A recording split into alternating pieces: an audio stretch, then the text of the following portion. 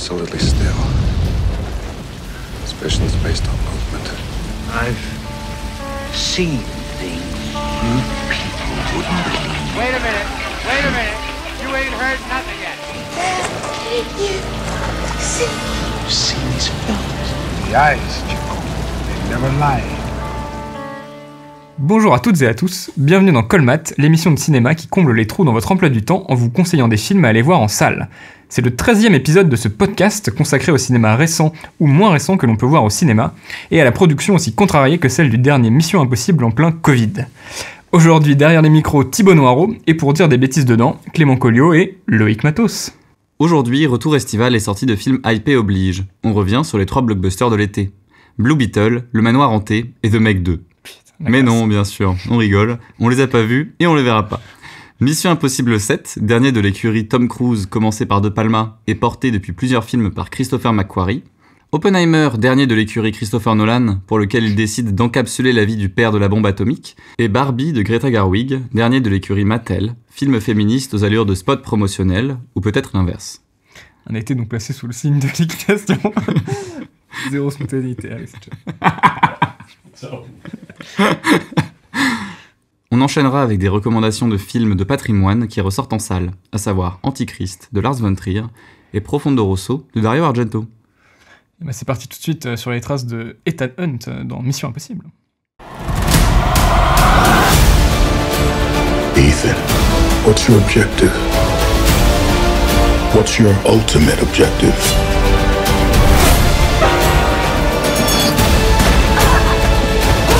Your life will always matter more to me than my own.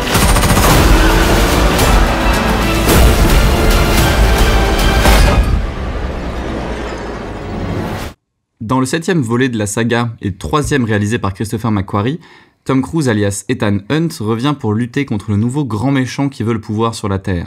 Mais cette fois-ci pas un riche, pas un gouvernement, mais bien une intelligence artificielle, qui semble arriver au bon moment pour ajouter des thématiques contemporaines à la saga. Premier volet d'un film en 2 parties, est-ce qu'il arrive quand même à se distinguer déjà des autres Missions Impossibles, puis d'un film auquel il manquerait un 2e acte ? Et bah, très bonne question Loïc, de voir comment un peu cette saga va réussir à se renouveler. Disons que jusqu'au 5e film, c'était un peu... Mission Impossible fonctionnait comme une saga d'anthologie, avec un cinéaste par film, ce qui fait qu'on avait des films à la fois, disons, qui respectaient un même carcan, une même formule, avec voilà, tout un tas de scènes d'action qui constituent un petit peu le cœur du film, et une série de destinations exotiques un peu à la manière d'un James Bond, mais vraiment avec des styles extrêmement différents. Hein. De Palma, on passait à John Woo et ensuite à J.J. Abrams. Et donc à partir du 5e film, comme tu l'as dit, c'est Christopher McQuarrie, qui est un collaborateur habituel de Tom Cruise, qui bosse un petit peu indifféremment sur tous les projets auxquels il est attaché, que ce soit La Momie ou Top Gun Maverick, a repris un peu plus directement les rênes. Et ce qui est intéressant, c'est que McQuarrie avait déclaré au moment du 6e film, donc le 2e que lui réalisait, Fallout, qu'il voulait essayer, même si c'était toujours le même réalisateur à la barre, de donner au film une patte un petit peu différente.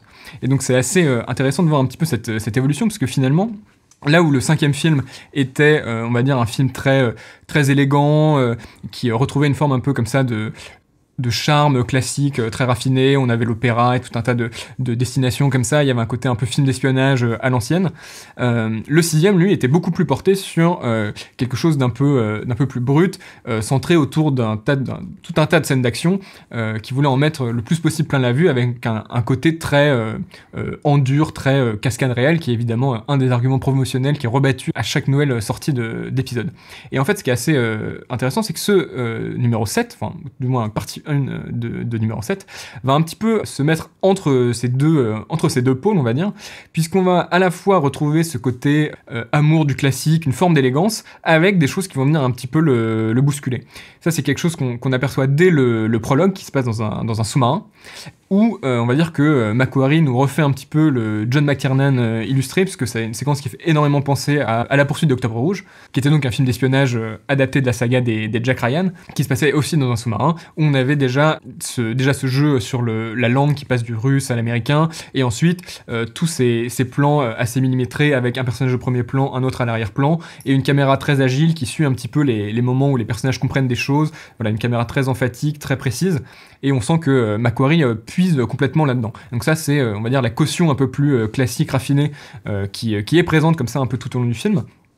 Et j'ai l'impression que cette idée de se référer énormément à d'autres films, c'est-à-dire de passer de beaucoup de références aux premières Missions Impossibles, de faire toutes des séquences en train qui sont manifestement inspirées quand même d'une forme de Buster Keaton, de cette idée-là de revenir beaucoup à des films du passé.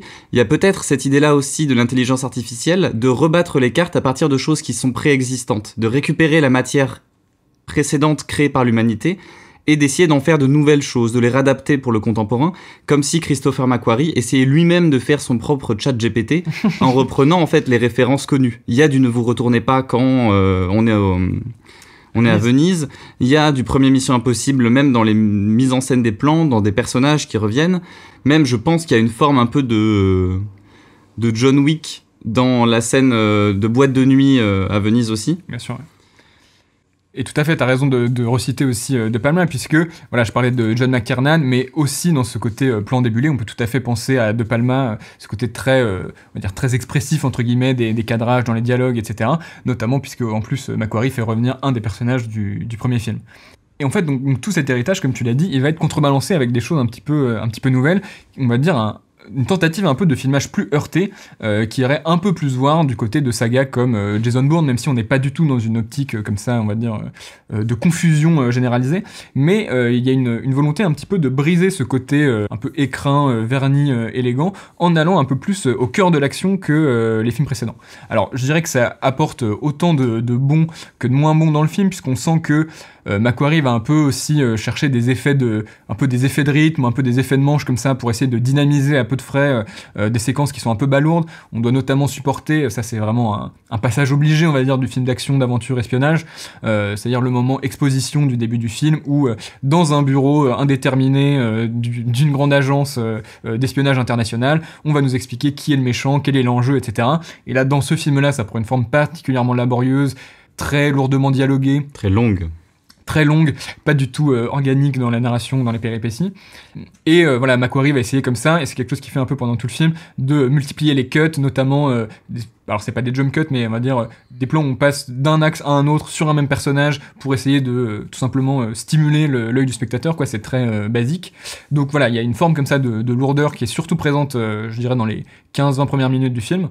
Mais ce côté heurté, il ouvre aussi la porte à des scènes d'action qui sont un peu plus brutes, alors un peu moins lisibles aussi, c'est, on va dire, la contrepartie, mais il y a notamment à Venise un affrontement dans une ruelle très étroite qui force un petit peu ce côté au cœur de l'action, qui fonctionne, je trouve, vraiment très bien, et qui apporte pour le coup quelque chose qu'on n'avait pas trop dans les précédents Missions Impossibles. Et d'ailleurs, il y a même un style de plan qui se retrouve dans la course-poursuite en voiture à Rome dans le film, que j'avais l'impression de ne pas avoir vu avant, qui est cette idée de riguer, d'accrocher la caméra à la voiture, avec à gauche le cockpit et à droite le fond, ce qui s'est déjà vu. Mais là, la spécificité, c'est que dans ce film, la caméra tremble, comme si elle était portée par un opérateur lui-même accroché à la voiture, comme s'il y avait une sorte de... comment ça s'appelle déjà de snorricam de voiture. Ouais. Parce que la première chose qui m'a surpris dans cette course-poursuite-là. Et cette approche un peu plus, on va dire, brutale de la mise en scène, notamment de l'action, elle est évidemment pas anodine dans un film qui voit s'affronter, et là, le film est tout à fait, on va dire, explicite sur cette part un peu théorique.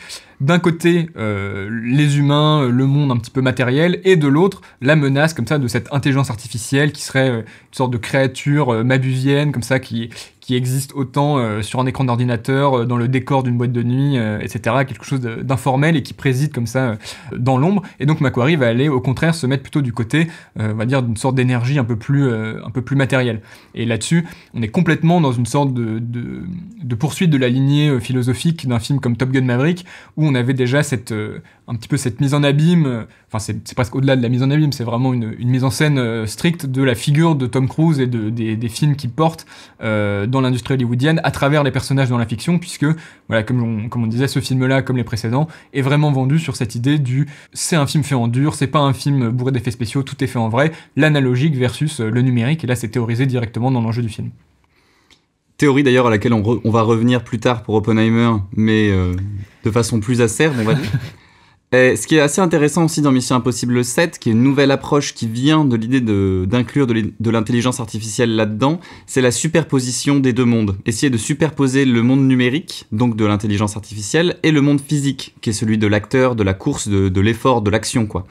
Et par exemple, la première grande scène d'action du film, qui est pour moi la meilleure, et non pas forcément la meilleure, mais En tout cas, elle est vraiment qui virtuose. se tient extrêmement bien, c'est la séquence dans l'aéroport d'Abu Dhabi, où l'idée, ça va être de poursuivre des personnages. Chaque personnage va poursuivre d'autres personnages et va être appuyé de loin par des gens qui regardent les caméras de surveillance, qui regardent le réseau, qui regardent les cartes numériques, quoi. C'est en soi un dispositif qu'on a déjà vu, c'est-à-dire d'un côté les tech guys qui sont sur leurs ordinateurs et qui pilotent Cruise, l'homme d'action. Mais là, c'est vrai que la scène joue particulièrement sur on va dire la polarité entre les deux, quoi. Et d'autant plus que la polarité est trompée, elle est truquée. Exactement. Par la présence de cette intelligence artificielle qui est capable de mentir, qui est capable de faire des deepfakes sur des visages et donc de faire croire que les personnages se trouvent à d'autres endroits, qui est capable de mettre en surbrillance de mauvaises choses, de mauvaises informations.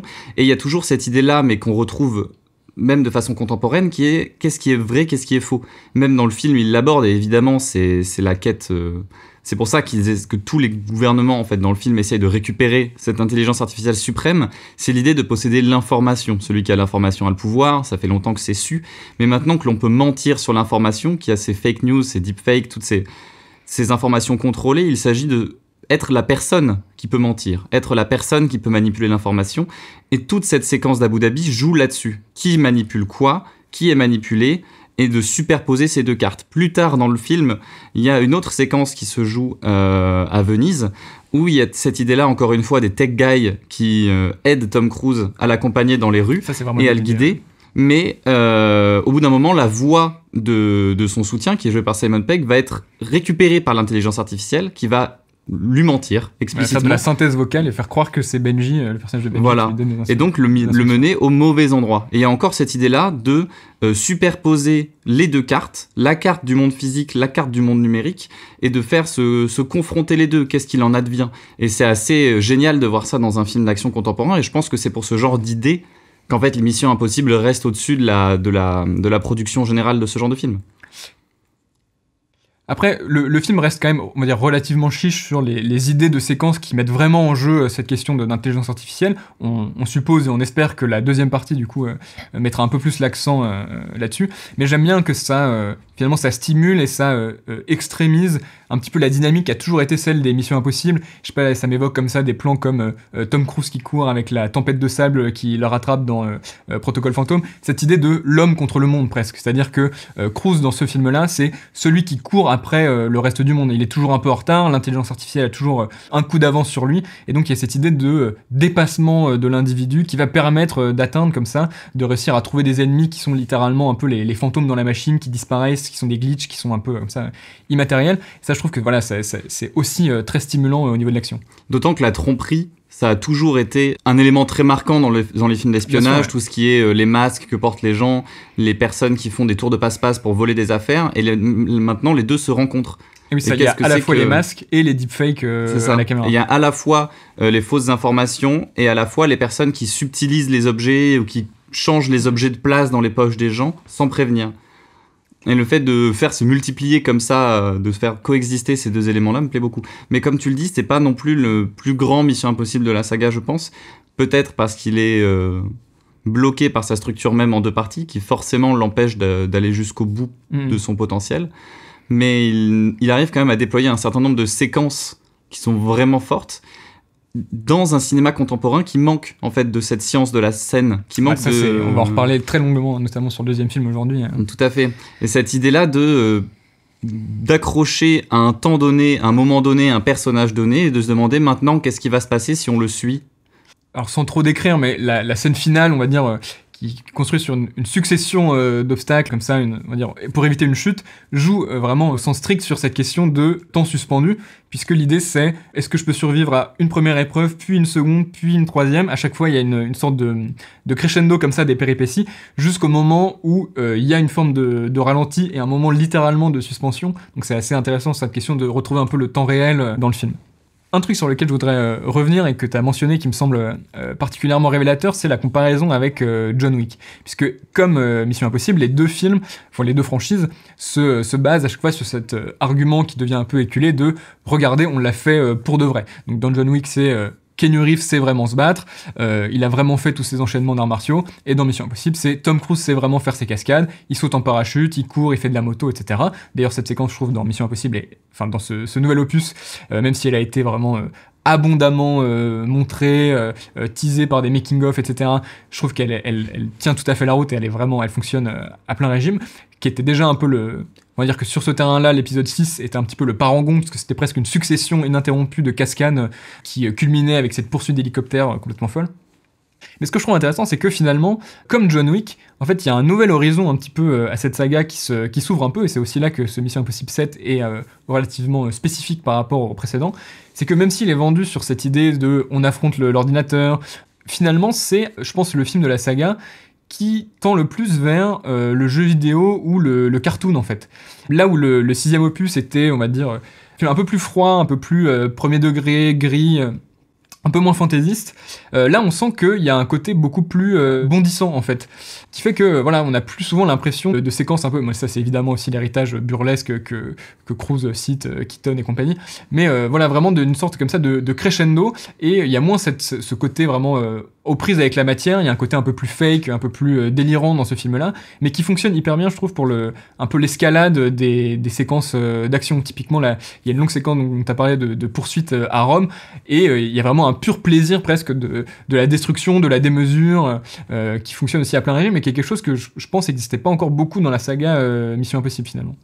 Et par rapport au mouvement des comédiens aussi, le parallèle avec les jeux vidéo me semble plutôt correct, parce qu'il y a plusieurs séquences dans le film, plusieurs plans où c'est organisé de façon très contrôlée. Les corps vraiment se déplacent dans la première scène, enfin dans la deuxième scène du film qui se passe dans un désert. On retrouve vraiment du Ghost Recon dans la façon dont les personnages se meuvent. Ensuite, dans la séquence de l'aéroport, on a vraiment cette sorte de sensation de jouer au dernier Hitman. Cette sensation d'une foule immense, absolument, de devoir trouver à l'intérieur les petits points, et même dans la façon de filmer ces espaces-là, il y a cette approche-là, il y a cette idée-là de filmer un espace qui a été créé et ensuite d'y mettre du réel. Et d'ailleurs, il y a presque une citation, on va dire, de Uncharted dans la séquence finale du film. Mais c'est vrai que, comme tu l'as dit, quand tu mentionnais aussi cette idée de Snorricam, de la caméra accrochée, c'est quelque chose qui était beaucoup présent, par exemple, dans The Batman, où on avait cette caméra qui est vraiment accrochée au personnage. Et finalement, je trouve que c'est aussi filé par un petit peu cette espèce de dynamisme que cherche Macquarie. Donc, comme j'ai dit, ça fonctionne parfois un peu moins. On sent que c'est un peu du J.J. Abrams wannabe sur certains moments, mais finalement cette façon qu'a la caméra de multiplier un peu les travelling, d'enrouler, comme on dit souvent dans le monde du cinéma, autour des personnages, ça participe aussi à construire cette idée que finalement le personnage de Tom Cruise, c'est vraiment le protagoniste, c'est, on va dire, le corps auquel l'intrigue est accrochée, quoi. Finalement, c'est pas tant un personnage à étudier que vraiment le véhicule qui porte le film, quoi. Ce qui fait d'ailleurs aussi que peut-être les séquences un peu émotion sont pas du tout dans les plus réussis. C'est aussi évidemment un des enjeux, on va dire, de chaque nouveau film avec Tom Cruise, de comment est-ce qu'on va représenter ce corps qui refuse de vieillir. Et là, je dirais que le film, finalement, un peu le masque ou l'esquive, j'ai l'impression qu'il affronte jamais frontalement cette idée-là, mais aussi puisqu'il y a cette translation où Cruise passe presque de personnage à avatar, finalement. Le film gravite autour de lui plutôt que de regarder vraiment cette figure. Tout à fait. Et j'ai l'impression, je sais pas ce que t'en penses, mais que le film ne tombe pas dans un travers qui se répète et se répète et se répète beaucoup en ce moment. C'est l'idée de filmer de façon crépusculaire les nouveaux héros de ces derniers temps, comme le dernier Indiana Jones par exemple, qui filme des corps vieillissants, qui filme une sorte de personnage perdu. Comme dans les années 70, on avait récupéré tous ces grands acteurs des westerns et les avait filmés de façon très négative, avec leur corps en train de vieillir. Qu'est-ce que c'est que ces figures légendaires qui périssent ? Ici, on n'a pas ça. On n'a pas cette approche-là du corps de Tom Cruise. Peut-être de façon un peu étrange, parce qu'on a quand même l'impression qu'il a plus toute sa jeunesse, qu'il a du botox dans les joues, qu'il a une sorte de corps qui n'est plus celui qu'il avait avant. Et au lieu de l'épouser, le film le dénie un peu. Même si on sent qu'il y a presque de la précaution qui est prise avec ça, enfin il y a beaucoup de séquences où il est dans la brume, dans l'ombre, son introduction dans le film, il sort comme ça progressivement de l'ombre. D'ailleurs c'est assez une forme d'ironie étrange au fait que on commence à voir que son visage est refait, et paradoxalement ça l'émacie un peu, donc il a presque plus une tête de cadavre, enfin il y a quelque chose d'un petit peu chimérique comme ça qui se joue. Mais bon, ça reste un fil un petit peu discret que le film va pas trop, sur lequel le film tire pas trop, on peut le comprendre pour des raisons purement économiques. Alors, on a pas mal parlé du film. Je vous propose, avant de passer au suivant et de changer complètement d'ambiance, je me suis dit que j'allais préparer un mini-quiz, une petite question à la fin de chaque film. Je t'ai pas prévenu Loïc, donc tu vas Ok, pouvoir c'est jouer. cool. Thibaut, tu peux participer. Thibaut, notre super ingé son, tu peux participer. Est-ce que aussi. les gens chez eux peuvent participer? Ils peuvent tout à fait. Ils m'appellent au 06 00 22 et je répondrai. Voilà, ils envoient Colmat en SMS surtaxé et éventuellement ils peuvent gagner jusqu'à 20 000 euros. Moi Donc, aussi, je peux gagner 20 000 balles ou quoi? ouais, tu verras avec Acast. Le jeu, c'est. Donc là, on a parlé un peu des séquences de films qui se passent notamment à Venise, Ok. à Rome, etc. Est-ce que tu peux me citer les 12 capitales dans lesquelles se déroule la franchise Mission Impossible? Si t'en as 10, j'estime que t'as rempli le pari. Ok, Paris, Vienne, Rome. Ouah, c'est dur. Il y a Londres. Plusieurs fois. Même. Oui. Ils vont pas à Prague. Prague dans le premier film. C'est dans le premier. Budapest. Budapest. Est-ce qu'ils vont à Washington? À un moment, ils doivent bien être à Washington, Je crois non? pas, Bah, Ah l'Anglie, ouais. c'est plutôt l'Anglie, la série. Ouais, oui. Mais à un moment, ils vont aux States, je pense. Dans le 2, ils sont aux States. Ils vont aux States, mais ils vont pas à, Ok. pas à Washington. Est-ce qu'ils vont au Mexique dans le 2, non? Dans le 2, Ils sont- tout se passe en Australie. Merde. Ah oui, donc à Sydney? Ouais, mais Sydney n'est pas la capitale de Putain, c'est l'Australie. vrai, c'est Canberra, c'est C'est Canberra. Canberra. C'est Canberra. Mais ils vont à Sydney quand même. Ils vont et ils sont à Ils Sydney. sont à Sydney. Ouais. Ouais. Ouah, c'est dur. Dubaï, c'est pas la capitale. Eh bien, Dubaï n'est pas la c'est capitale. Abu Dhabi. C'est Abu Dhabi. Abu Dhabi, ça compte. Et ouais, Dubaï n'est pas la capitale. Abu Dhabi, ça compte. J'en ai combien là? J'en ai 9? Je crois que t'en as 7. 7, nice. Je suis loin encore. Putain, c'est dur. Ok. Est-ce qu'ils vont à Taïwan? Je crois Dans pas. le 3? Non. J'espère que t'en as 7 et que je vais pas oublier d'en compter. De toute façon, on fera la liste complète. Est-ce qu'ils vont à Madrid? Ils vont pas à Madrid. Ils vont pas à Madrid, ouais, ça m'aurait surpris. À Berlin, ils vont forcément à Berlin. Ils vont à Berlin. Ils vont à Berlin. Alors, dans le troisième film, la séquence dans l'entrepôt, là, Waouh, où ils ok. libèrent la fille, et ils y retournent au début du 6. C'est là Oh. où ils se font voler la tête C'est nucléaire. bon, c'est bon, j'ai tout à fait. Il y a une séquence à Moscou. À Moscou, dans le, tout à fait, dans le Ghost 6. Protocol. Non, dans le 5. Dans le 4. Dans le 4, où ils font exploser le Kremlin. Oui, oui, je me souviens tout à fait. Donc là, je suis à 9. Ouais. Ok, on se rapproche de la victoire. Peut-être j'ai oublié d'en compter une, c'est pas Il y a impossible. une petite séquence à Shanghai. Allez, ouais, ça fait 10. C'est vrai? Shanghai, la fameuse séquence de course à la fin du troisième film. Ah putain, oui, c'est vrai! Et oui, c'est ça, bien joué. Donc, dans l'ordre d'apparition, il y avait Prague, Londres, Berlin, Rome, Shanghai, Budapest, Moscou. Il y a une très courte scène à Cuba, mais c'est pour ça que je disais 10 et pas 12. En fait, c'est hyper dur. C'est au début du 5e film, il cherche Ethan Hunt et il pense qu'il est à Cuba. Donc, il y a une équipe d'intervention qui va à Cuba, mais en fait, il est pas à Cuba. Il est à Paris. Donc, en fait, on voit Paris dans le 5e aussi. Ouf. Mais c'est vraiment de la milliseconde. Ok. Donc, voilà. Vienne, Belfast, c'est l'ouverture du 6e opus quand quelqu'un vient lui apporter la mission. Ah. Tu dois choisir d'accepter ou pas, ça se passe à Belfast. Et Paris et Abu Dhabi. Voilà. Ok, Bien joué, wow. tu t'en es bien sorti. Ça va. Bravo Loïc. Merci, merci. Et on se retrouve après Oppenheimer pour un autre quiz. Trop bien! J'ai trop hâte! C'est le plus dense, les autres ça ira plus vite. je vous le Moi, dis 2 films de Nolan. je vous le dis tout de suite. Mais écoutez, c'est fini de rigoler là. Maintenant, je pense que c'est le moment plutôt de réfléchir. De réfléchir. Réfléchissons avec ce cinéaste brillant et intelligent et Cinéaste intellectuel. cérébral. J'ai mal à la tête déjà. Thibaut, t'as un ibuprofène? J'en ai un, ouais. C'est parti pour Oppenheimer. We're in a race against the Nazis. And I know what it means if the Nazis have a bomb. I have a 12-month head start. 18. How could you possibly know that? We've got one hope. All America's industrial might and scientific innovation connected here. A secret laboratory. Keep everyone there until it's done. C'est le moment d'attaquer l'événement cinématographique de cet été, le fameux face-à-face entre le très sérieux, déconstruit et bien masculin Oppenheimer et le coloré, déconstruit mais pas pour les mêmes raisons, et rose Barbie. Comme souvent, honneur aux hommes, et en l'occurrence à Christopher Nolan, qui a bâti comme le petit ingénieur qu'il met en scène un biopic ambitieux du père de l'arme atomique. Dilemme moral, macartisme et vision fantasmée de l'atome s'entremêlent au gré d'un montage multipliant les allers-retours. Pour quel résultat, Loïc? Ben déjà, pour commencer, j'aimerais essayer de recontextualiser le phénomène Nolan. Pourquoi y a-t-il un phénomène C'est de Nolan l'ordre de la phénoménologie. Mais exactement. Alors, on a connu ce genre de cinéaste-là, dont les seuls noms pouvaient ramener les spectateurs en salle. Et sinon, zouzable. Zouzable. Non, Zouzesque. zouzesque.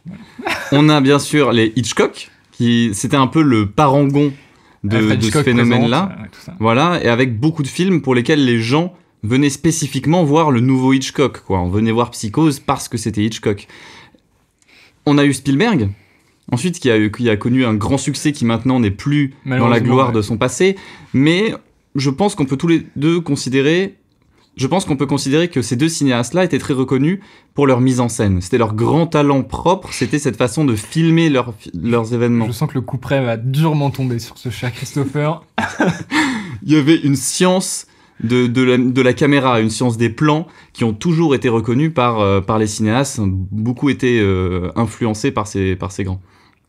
Ensuite, je pense qu'on peut avoir une sorte de Tarantino, qui a eu aussi bien sûr. un grand potentiel et qui a beaucoup été reconnu, beaucoup été théorisé pour son scénario. Toujours une façon d'écrire ses dialogues, de construire ses films, d'avoir ses personnages très tarantinesques. Même si on parlait aussi de sa mise en scène, mais quand même moins. C'est toujours de ses scénarios dont on a parlé. Et Christopher Nolan, en général, on parle aussi de ses scénarios. C'est un peu ce cinéaste-là du film mental, du film complexe. Le film à dispositif, souvent. Voilà. Et on entend rarement parler de sa mise en scène. On parlera de pourquoi après. Mais par quelle opération, en fait, Nolan est-il arrivé à ce statut ? J'adore. Pour l'instant, je me régale. On revient souvent sur des films comme Inception ou Interstellar, qui sont un peu des films scientifiques, ou en tout cas qui ont ce projet de réunir science et émotion, de mettre en branle la technologie, et avec ça, des trames généralement non linéaires, des montages en jouant avec le montage séquentiel, en mettant les séquences pas forcément de l'ordre chronologique, en jouant avec des imbrications, des allers-retours, etc. Et c'est arrivé au point où beaucoup de spectateurs ont commencé à s'amuser du fait que les films de Nolan étaient compliqués. Est-ce que toi, t'as compris Inception ? Moi, j'ai rien Inception, compris. c'était vraiment un peu la... Voilà, beaucoup de blagues, beaucoup de phénomènes sur le film Internet. déterminant là-dessus, ouais. C'est ce jeu d'essayer de décrypter les films de Nolan, quoi, d'essayer de comprendre. Mais en fait, ce qu'il faut constater, in fine, chez Nolan, c'est que ce phénomène-là de complexité, il tient plus de la complexification, c'est-à-dire de l'esbrouf. Tu prends un scénario, au fond, très simpliste, assez évident, Linéaire. assez linéaire, et la seule opération de Nolan, c'est de le complexifier, c'est de l'encombrer, de le flouter. Et en fait, ça crée deux résultats. D'un côté, spectatoriel, où on a une sensation d'intelligence. Le film qui a été complexifié pour rien, mais qui reste fondamentalement assez simple, on a cette sensation-là, quand on le regarde, de devoir le décrypter et de réussir, de parvenir à Un sentiment de l'analyser. satisfaction. Voilà. On a réussi à comprendre le génie Nolan. On est allé au-delà de toutes ces barrières-là. Ah, c'est galvanisant de se sentir intelligent, quoi. Et je pense qu'il est là, le phénomène Nolan. C'est des films qui te font te sentir intelligent quand tu les regardes. Mais le deuxième effet de ce phénomène, c'est l'encombrement. C'est-à-dire qu'en fait, le film s'encombre de beaucoup de choses et se floute tellement, mais qu'il n'y a plus rien à y voir. Et dans Oppenheimer, c'est le phénomène Nolan à son paroxysme. C'est-à-dire un film qui, au fond, ne raconte rien, n'a pas vraiment de sujet. Je peux totalement imaginer un film structuré de la même façon sur le père de la visseuse. Et ça resterait fondamentalement la même histoire. Ici, il n'est ni question du père de la bombe, ni de la bombe. À aucun moment, soit le film pourrait avoir comme projet de se dire « Ok, je reste chevillé à mon protagoniste et on essaye de le comprendre dans toute sa densité », est-ce qu'on peut comprendre Oppenheimer à la fin du film ? Non. Sinon, on peut essayer d'approcher le projet avec cette question de la bombe. Qu'est-ce qu'est la bombe atomique ? Pour Nolan, la bombe atomique, c'est une explosion de feu au loin. C'est du spectacle. C'est soit donc de la matière du spectacle, soit un objet factuel. Tous les morts de la bombe atomique ne sont mentionnés que dans une ligne de dialogue mentionnant 200 000 morts. C'est un chiffre. Sauf que la bombe atomique, c'est tellement plus que ça. C'est tellement plus qu'une gerbe de feu. C'est tellement plus qu'un chiffre. Si on reprend les fameux mots du film Hiroshima mon amour, tu n'as rien vu à Hiroshima, on est vraiment là-dedans. On n'a rien vu d'Hiroshima. On n'a rien vu de la bombe, on n'a rien vu de ce qu'est en fait cet objet presque suprême, cet objet presque mythique qu'est la bombe atomique. Cet objet déjà politiquement qui encombre notre monde actuel d'une façon très différente et qui représente beaucoup plus que juste une certaine dose de TNT. Est-ce que Nolan n'aurait pas pu essayer de s'investir plus dans la façon de le montrer ?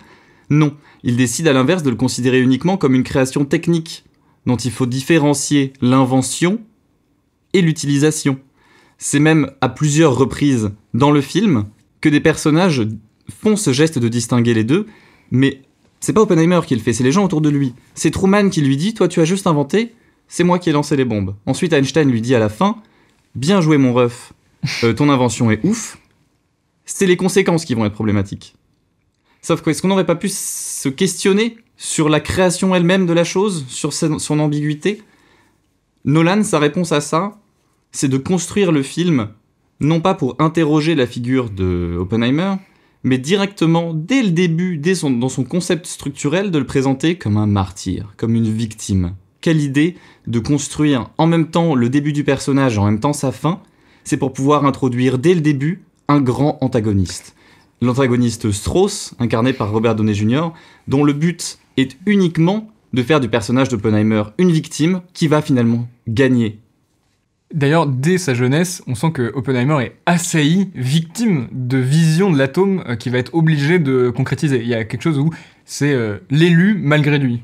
Et même, littéralement, l'ouverture du film, c'est une référence à Prométhée, qui est d'ailleurs référencé aussi dans le titre du livre dont le film est une adaptation, qui considère que Oppenheimer est le Prométhée moderne. Mais c'est qui Prométhée ? Prométhée, c'est celui qui a apporté le feu, donc la technologie, la science aux hommes, et qui a fait le sacrifice de son existence pour ça. Donc, dans le projet Nolan, Oppenheimer, c'est un scientifique qui a sacrifié sa vie pour apporter la technologie à l'humanité. Et quelle idée de construire tout son film sur un antagonisme avec ce fameux Strauss, qui en plus à la fin a tous les travers d'un méchant classique de film américain, c'est avec le grand vilain qui ourdit dans l'ombre. C'est ça, avec ses twists, avec sa manipulation, même les potes de Strauss l'aiment pas à la fin, enfin lui crachent dessus. Qui agit en plus par pur ego. Voilà, exactement. Alors qu'au fond, si on revient fondamentalement à ce que Oppenheimer risque dans ce tribunal, dans ces tribunaux qui se multiplient, quel est l'enjeu ? Parce que le film le présente comme un enjeu monstrueux, presque comme si c'était une peine de mort, comme si c'était la fin d'Oppenheimer, il va perdre sa carte de scientifique. Voilà. Après, tu simplifies un tout petit peu parce que ça entrave sa possibilité d'exercer en tant que professeur. Je suppose qu'il y a des conséquences un peu plus pragmatiques dont on peut comprendre que Oppenheimer a voulu se défendre. Bien sûr, non mais c'est d'ailleurs, je pense, un argument qui va beaucoup revenir pour défendre le film, c'est, historiquement, c'est ce qui s'est passé. Beaucoup de gens vont me dire, oui, mais c'est normal que Strauss soit là, c'est normal qu'il y ait eu ces procès parce qu'il existe, parce que ça a existé. Sauf qu'en fait, Nolan n'est pas obligé de le représenter comme ça. Il n'est pas obligé de le présenter comme étant l'encombre suprême à la vie d'Oppenheimer. Là, je pense que tu touches à un point qui est assez central pour comprendre parfois le malentendu qu'il y a autour de Christopher Nolan. C'est cette question des faits. En fait, il y a une sorte d'illusion qui serait de dire que parce que Nolan souvent s'encombre d'un bagage scientifique, ses films seraient réalistes. Alors que précisément, toute l'opération que tu as très bien décrite de construction d'un film par Christopher Nolan, alors quand bien même, je fais une petite très courte incise, mais moi il y a plusieurs films de Christopher Nolan que j'aime vraiment beaucoup, son opération c'est de tortiller, on va dire, les quelques éléments de réel desquels il part pour en faire des dispositifs. Je veux dire, Inception, on emboîte des rêves, on mélange le temps, l'espace, c'est des purs films qui virtualisent leur matière d'origine. Donc en fait, c'est presque une fausse bonne idée de voir Nolan s'atteler à la question Oppenheimer. Il y a comme ça cet argument scientifique où Nolan, petit ingénieur de ces films qui fait des édifices très compliqués. D'ailleurs, on pourra décrire encore plus spécifiquement un petit peu la façon dont Oppenheimer s'organise à ce niveau-là. S'identifie à ce créateur, etc. Et finalement, évidemment que Nolan est incapable de prendre en compte les implications réelles de la bombe, puisque ce n'est pas du tout un cinéaste réaliste, c'est un cinéaste de la satisfaction du dispositif, on pourrait le dire de cette façon-là. Il y a des choses qui, moi, m'ont beaucoup touché dans le cinéma de Nolan, qui tenaient justement, en fait, que en fait, les dispositifs qu'il mettait en œuvre finalement étaient une forme presque de pudeur pour toucher à un cœur émotionnel assez simple qui aurait pu sinon sembler un petit peu mièvre. D'ailleurs, c'est quelque chose qui menace souvent Nolan.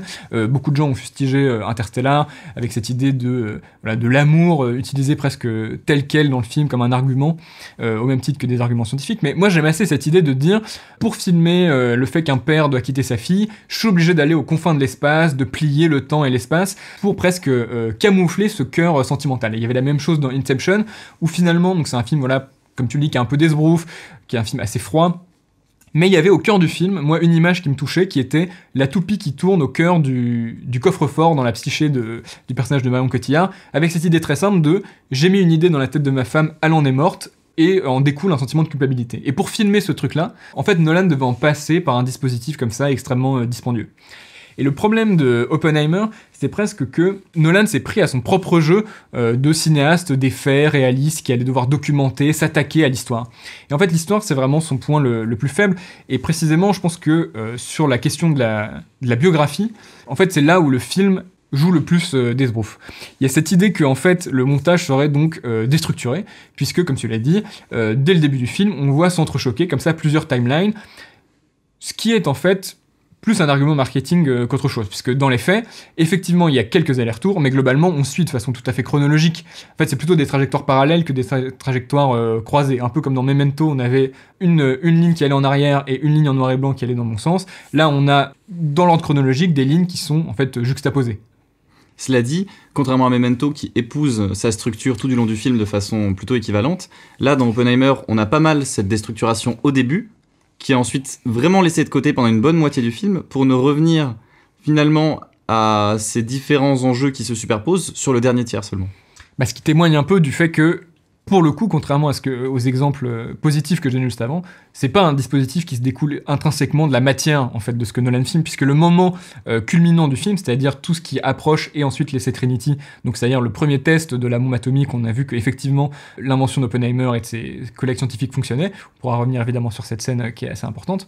À ce moment-là, le film est obligé en fait de se remettre au pas entre guillemets et de retrouver le présent en fait des scientifiques et de délaisser ces effets de montage. Parce qu'en fait, si on se débarrasse un petit peu de tout ce côté montagne russe, moi je trouve ça déjà assez pauvre, hein, cette idée de matérialiser comme ça des images d'étoiles, de la matière en fusion un peu vague comme ça, comme des flashs.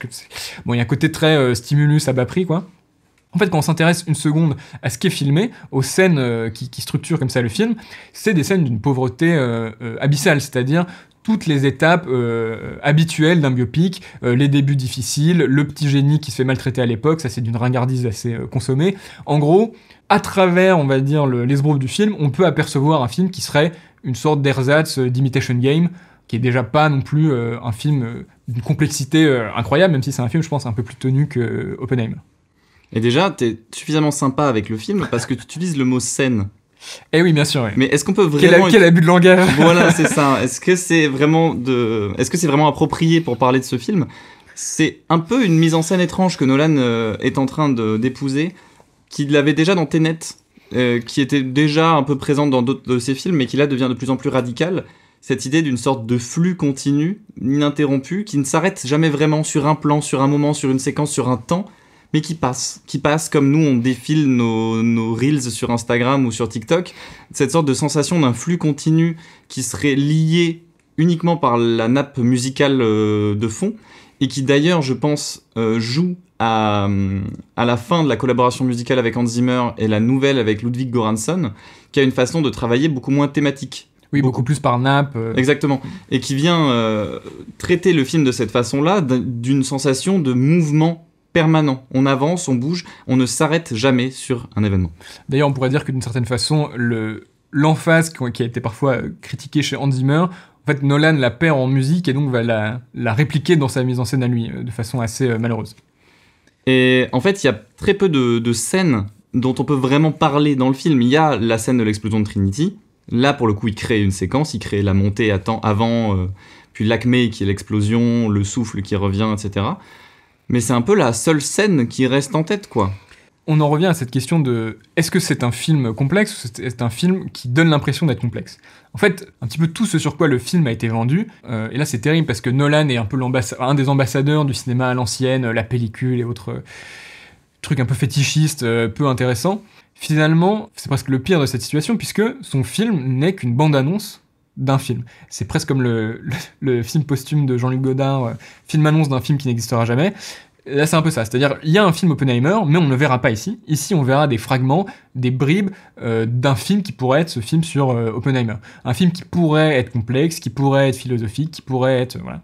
Mais qui n'adviendra pas. Pourquoi ? Parce que Nolan fait ce choix, que tu as très bien décrit, de ne pas incarner. En fait, on a une succession comme ça on va dire, de plans qui forment des embryons de scène, mais... Et je pense que ça revient encore une fois à cette idée de complexité, en fait. Je pense que Nolan a l'impression qu'il touche à un sujet extrêmement délicat, et donc va devoir mettre beaucoup de choses dans son film, et la solution pour ça, c'est de simplifier chaque élément qu'il va utiliser.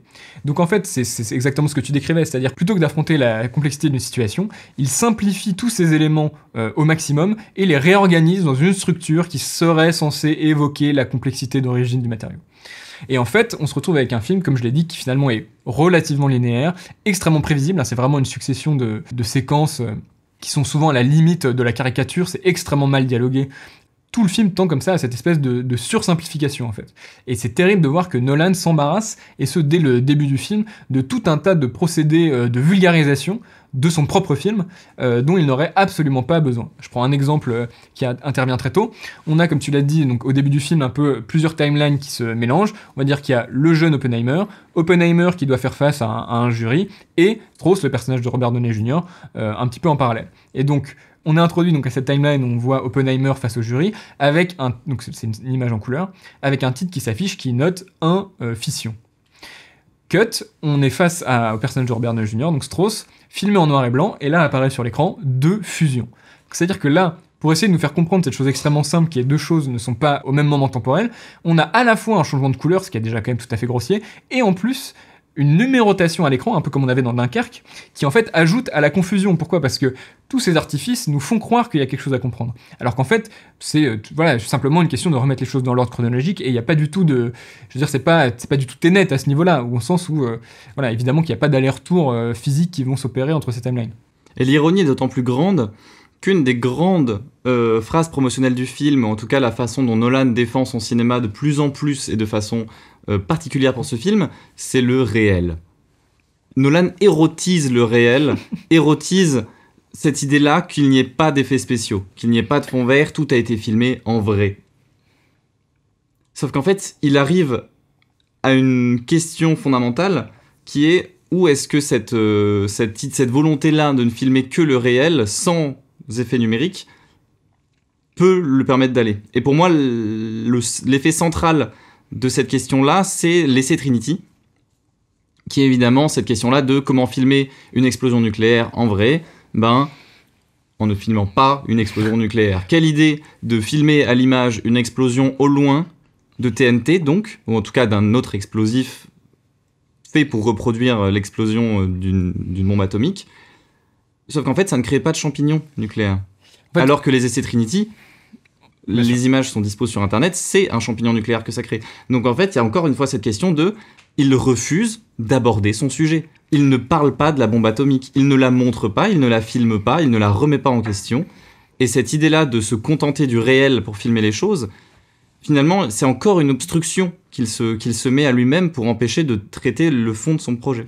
En fait, ce qui est assez terrible, c'est que au début de l'explosion, en fait, on est d'abord touché par la lumière, évidemment très forte, qui éclaire les personnages qui regardent l'explosion, et ensuite, avec quelques secondes de décalage, le souffle de la bombe. Donc il y a cette idée de montrer que, en fait, les effets, on va dire les conséquences de l'explosion, plus que l'explosion en tant que telle. Donc ça, c'est le début de la séquence, où on se dit, bon, c'est pas une idée révolutionnaire, mais il y a quelque chose déjà de l'ordre de... On peut que mesurer le choc, on va dire, sur les gens qui ont pu y assister. C'est impossible de figurer tel quel cet élément-là. Sauf qu'en fait, la suite de la séquence le fait. Il va filmer la bombe. contrairement à par exemple un cinéaste qui s'appelle Bruce Conner qui a fait un film qui s'appelle Crossroads qui revient sur des essais atomiques, c'est un court-métrage en fait où on a une succession comme ça de champignons atomiques qui nous sont montrés et en fait qui vise précisément à éreinter, à créer du malaise à partir de cette image a priori absolument séduisante, puisque évidemment que c'est spectaculaire un champignon atomique, tout le monde a envie de jeter un œil à ça, et plus on vous le montre, plus dans le film de Conner, on a le temps un petit peu de prendre en compte les conséquences de l'appétit de notre propre regard, si on veut. Et ça, c'est quelque chose que Nolan n'a pas du tout le temps de mesurer. Ce qui est assez terrible, c'est de voir que dans ce film, il y a vraiment une sorte de limite imaginative, esthétique terrible, c'est-à-dire à dépasser la surface première des choses pour essayer de vraiment commencer à tisser de la mise en scène, quoi. Il y a beaucoup de séquences, donc je parlais un peu de cette espèce d'opération de simplification, il y a beaucoup de séquences comme ça qui sont presque vraiment à la limite de la caricature. C'est assez difficile de croire que quelqu'un qui est cinéaste puisse filmer de la sorte. Je prends, je sais pas, un exemple parmi tant d'autres, mais il y a une séquence où Oppenheimer est embauché alors qu'il est relativement jeune, et un des pionniers comme ça de la physique quantique, donc un domaine qui est pas très connu. Il est embauché comme professeur, et à son premier cours, un seul élève vient. Et ça peut être un début de scène. Voilà, il y a un seul élève, il y a une forme, c'est un peu ridicule, en même temps il va falloir qu'il fasse ses preuves, etc. Et là, comment est-ce que Nolan le fait ? Et là encore, il est contraint par cette espèce de montage de bande-annonce qui tient pendant tout le film. On a un plan sur Oppenheimer qui commence à faire son cours, contre-champ, et là, l'élève s'illumine d'un sourire radieux. Plan suivant, on retourne sur Oppenheimer, contre-champ suivant, la salle est pleine d'élèves qui arborent tous des sourires joyeux. Et donc il y a comme ça cette espèce de littéralité terrible en fait, l'idée de scénario qui serait Oppenheimer gagne peu à peu ses élèves, et il le filme vraiment de la façon la plus plate, enfin il y a une sorte de premier degré terrible comme ça qui empêche totalement le film, et qui marche pas du tout avec cette idée de s'attaquer à la question de la bombe atomique. Et typiquement, je crois que c'est après Trinity, il y a une séquence un petit peu d'euphorie où Oppenheimer est monté sur les épaules de ses camarades, et c'est une séquence vraiment, je trouve, atterrante de bêtises, parce que il filme on va dire l'euphorie, mais avec un premier degré absolument consommé, jusqu'à faire même un plan sur Matt Damon, qui joue un peu le général qui a choisi de mettre Oppenheimer à la tête du projet Manhattan, un peu dans l'ombre, qui sourit de loin, satisfait de son petit prodige. Est-ce que tu voudrais dire qu'il est incapable d'envisager une complexité ? C'est bien là le paradoxe. C'est bien la l'esbrouf nolanienne. Ouais. Pour terminer sur le film, j'aimerais répondre à des questions qui me seront peut-être posées après l'écoute de cet épisode-là. Oui, mais la bombe filmée comme ça, c'est déjà très surprenant. Moi, je pense pas qu'on puisse le filmer différemment, la bombe atomique. Comment toi, t'aurais fait ? Comment tu aurais fait, Loïc ? Eh ben moi, je n'aurais pas fait, mais David Lynch, lui, il l'a fait. Il l'a fait dans l'épisode 9 de la saison 3 de Twin Peaks. Et lui, contrairement à Nolan, il s'interroge. La bombe atomique, ce n'est pas qu'une explosion. Ce n'est pas qu'un son, ce n'est pas qu'un souffle. Qu'est-ce que c'est, cet objet qui nous dépasse tous ? Eh bien, il le filme avec beaucoup d'effets spéciaux numériques. Je vous invite à aller voir cet épisode-là, qui est parmi les plus spectaculaires épisodes de la télévision, de l'histoire de la télévision. C'est donc dans la saison 3 de Twin Peaks. Tout à fait. Et c'est extraordinaire. Parlons de grosses bombes. C'est l'heure de la petite question de fin de film. Go. Cite-moi toutes les bombes. Tu aimes les bombes ? Cite-les toutes. Quel est le film qui détient le Guinness record de la plus grosse explosion ? Bah, c'est pas Oppenheimer, du coup. Alors, je pense que peut-être le film est trop récent pour entrer dans la compétition. En tout cas, on va dire, hormis Oppenheimer, si il pouvait y prétendre. Ok, rigolo. Je peux demander des indices ou pas ? Vous avez le droit de faire des propositions. Ok. Allez-y. Est-ce que c'est un film des années 2000 et 2010 ? Ouais, c'est un film plutôt récent. Ouais. Ok, donc 2000, pas 2010. Non, plus récent. Ah, 2010, ok. 2020 ? Les années 2020 ? Non, 2010, je pense. Ok. Décennie 2010. Est-ce que c'est dans un James Bond ? C'est Skyfall ? à fait. C'était pas Skyfall, mais c'est Spectre. Ah ! Et ouais, c'est Spectre. Il y a une séquence où Daniel Craig et Léa Seydoux contemplent l'explosion de la base du méchant. Voilà, sur ces belles paroles pleines d'explosions, je propose de nous ressourcer et un peu de nous déconstruire avec Barbie. Est-ce qu'on reviendrait pas à un autre film de l'esbrouf ? You can find me under the lights, diamonds under my eyes. This is the best day ever. It is the best day ever. So is yesterday, and so is tomorrow, and every day from now until forever. Do you guys ever think about dying? Après près d'1 an d'harcèlement médiatique, de pénurie de peinture rose à table de bar à son effigie, le film Barbie arrive au cinéma. Porté par une réalisatrice féminine, figure emblématique du mumblecore et du cinéma d'auteur américain contemporain, mais produit par Mattel, l'entreprise massive derrière les produits en plastique. Le film relève-t-il plutôt de l'union ou du duel ? Et en cas de duel, qui aurait gagné, Clément ? On pourrait dire qu'il y a eu un accord à l'amiable vers une forme de tiédeur absolument fadasse. Voilà, si on voulait résoudre et utiliser deux mots qui veulent dire la même chose, qui sont tiède et fade, on dirait ça. Globalement, je pense que le projet de film qui se rapproche le plus d'un cas comme Barbie, ce serait celui du film Lego. Donc The Lego Movie ou La Grande Aventure Lego en français, qui pareil était un film fait avec l'aval de la société mère vendeuse de jouets, et qui proposait une sorte de, on va dire, de commentaire méta sur le jouet qui était remis dans le film, dans sa position de jouet. Il ne s'agit pas de faire un film qui se déroule uniquement dans l'univers des Lego, comme là dans Barbie, il va y avoir, au bout de, un tiers de film, une sorte de confrontation entre Barbieland, le monde des Barbies, et notre monde réel, à nous, en l'occurrence Los Angeles. La différence étant que, je vais commencer par ça, parce qu'après il y a, on va dire, tout un terrain idéologique que tu as commencé à soulever et que je te laisserai un petit peu plus approfondir. La première chose qui, moi, m'a largement déçu dans Barbie, c'est que, on va dire que la partie un petit peu la plus séduisante presque de ce film, c'est qu'est-ce que ça va donner ce monde des Barbie, ce monde extrêmement rose, coloré. Là où le film Lego utilisait vraiment la spécificité des jouets pour créer un monde plein d'imaginaire, où la question de la construction était mise en œuvre au sein du récit, en fait, une des premières choses qui, moi, m'attriste terriblement, c'est de voir le manque d'incarnation du concept de Barbie au sein de Barbieland. Globalement, tout le monde est joyeux, et c'est à peu près la seule idée que va dégager Greta Gerwig de l'incarnation à l'écran de ce monde des Barbie. Pour une raison qui m'échappe relativement, c'est un monde dans lequel les comédies musicales sont fréquentes. Je sais pas si c'est spécialement quelque chose qui est lié à l'univers de Barbie, peut-être que je connais pas assez bien Barbie pour juger de ça. Il me semble qu'il y a beaucoup de films Barbie qui sont des comédies musicales, des films d'animation. D'accord, c'est peut-être ça alors. Mais globalement, en fait, ce qui est assez terrible, c'est de voir que, alors évidemment, voilà, ça a été aussi un des battages médiatiques, c'est la direction artistique du film qui a donné vie aux maisons de poupées de Barbie grandeur nature, entre guillemets, qui ont épuisé tous les stocks de peinture rose, blablabla, acheté des places de cinéma, venaient en rose habillés aux séances. Sauf qu'en fait, ce principe-là est absolument jamais incarné par le film, si ce n'est par une poignée de gags qui sont vraiment complètement stériles. C'est-à-dire cette idée de Hi Barbie, par exemple, qui est un des gags qui a été vendu par la bande-annonce, où les Barbies se saluent entre elles, et puisque ce sont toutes des Barbies, elles ont toutes le même prénom.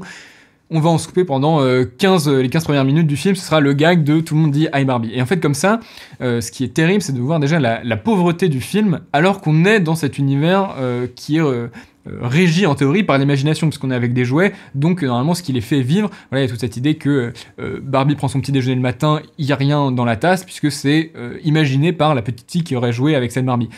Les seuls quelques gags, je trouve, qui peuvent un peu surnager, c'est les gags qui tendent vraiment à une sorte d'humour un peu absurde, et c'est notamment autour de la figure de Ken, puisque c'est lui qui va avoir un peu le plus de tics de langage qui n'ont pas de sens. Il y a ce truc un peu débile, presque un peu dupieusien, où il parle tout le temps de beach, de la plage, tout un tas de gags, pareil, c'est très littéral, hein. À chaque fois il faut se bouffer 3 répliques qui expliquent le gag. Plus tard dans le film, cette idée de voilà, la voiture se retourne, les personnages hurlent et ils tombent comme si de rien n'était à côté de la route, est reprise au plan près, comme si déjà la première fois c'était bien trop hilarant qu'on avait besoin d'un deuxième service. Voilà, il y a quelques gags autour de Ken comme ça qui peuvent fonctionner, notamment dans la fin du film où il y a donc comme ça une sorte d'affrontement entre les Ken, et il y a cette idée qu'ils se battent pas exactement comme on se battrait dans le vrai monde, ils se battent en mimant des choses, en exhibant leur plastique. Double jeu de mots en fait, leur plastique irréprochable, et là ça structure vraiment une séquence, un plan d'ailleurs qui est un petit peu ambitieux d'action au steadicam, et donc là enfin l'idée que on est face à des jouets et pas à des vraies personnes va commencer à s'incarner. Mais sur la question de l'imagination, moi je te rejoins pas à 100% dans la mesure où je trouve que le film incarne dans Barbieland beaucoup de cette question de qu'est-ce que c'est que jouer au Barbie. C'est-à-dire on a une maison, on a une femme, on a un homme, et puis c'est tout. Et puis il nous reste quelques accessoires dans la maison, une voiture, un bol de céréales vide, et une plage, voilà. C'est vraiment juste, on a cet univers-là, et justement je pense que le film est au courant qu'il a un imaginaire qu'il déploie beaucoup moins intéressant que les Lego par exemple, où justement il y a une sorte de question de l'enfermement dans la répétition des gestes, même le film traite de cette répétition in fine, ad vitam aeternam, des mêmes choses quotidiennement, des mêmes soirées, des mêmes moments, des mêmes systèmes. Et il est encombré par quelque chose d'autre sur lequel je viendrai plus tard, mais cette idée-là d'essayer d'épouser l'univers des Barbie, moi, me plaît bien. Je trouve que la représentation, elle est poussée jusqu'au bout. Je trouve qu'un peu toutes les idées qu'ils peuvent chercher là-dedans, ils les trouvent. Que justement, ces personnages qui ne travaillent pas, ne travaillent en effet pas.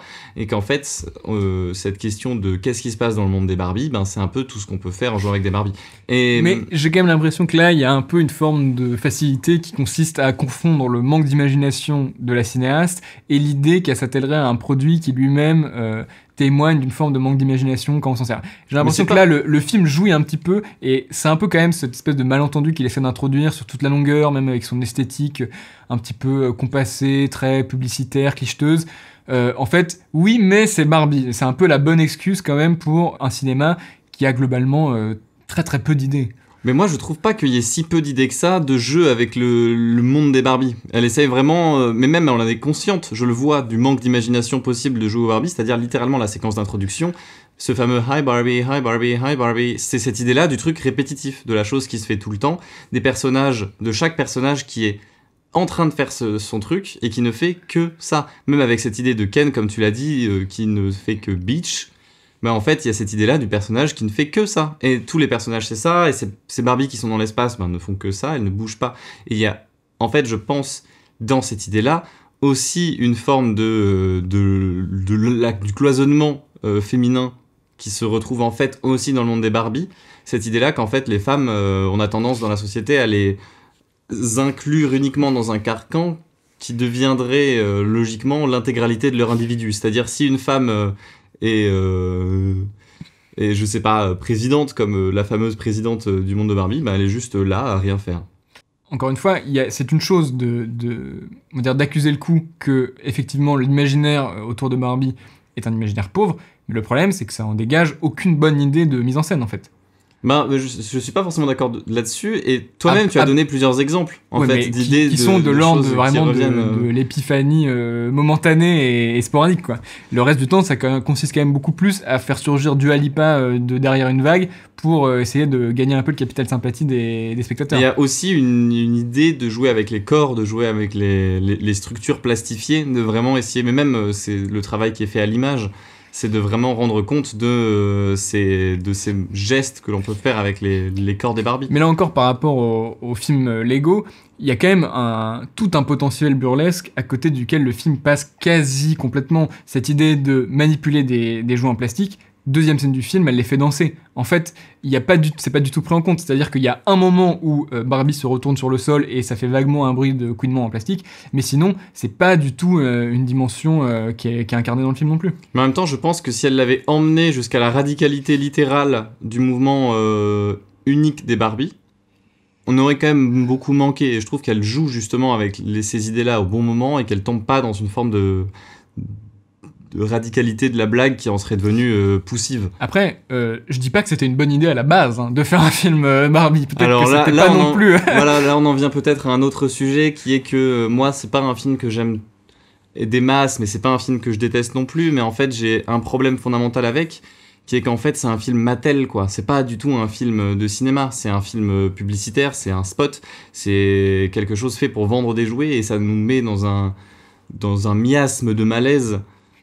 Tout du long, cette idée-là que en fait à chaque fois que Mattel est présent à l'écran, ils sont tournés en dérision, il fait non mais nous c'est que des gars qui travaillons là-bas, mais vu que c'est eux-mêmes qui font le film, ils sont d'ores et déjà dans l'ironie, dans un peu regarder comme nous on est sympa, on fait des vannes sur nous-mêmes, et il y a cette idée-là de l'impérialisme capitaliste, d'essayer de récupérer la figure Barbie qui est et qui a été longtemps utilisée comme justement un argument féministe, de dire regardez comme on enferme les femmes dans des stéréotypes, la Barbie et le phénomène, phénoménologiquement c'est ça, et le geste du film c'est de rendre Barbie féministe, c'est en fait de récupérer ce phénomène-là et de le rendre MeToo. Et en fait assister à ça pendant 1h45, qu'on t'explique que mais non regardez, on est féministe, nous le patriarcat on n'aime pas ça, mais en fait c'est vraiment déjà s'éloigner de ce que le travail féministe a fait pendant longtemps et d'essayer de récupérer un féminisme plutôt existentialiste. Littéralement, Simone Veil, on ne naît pas femme, on le devient.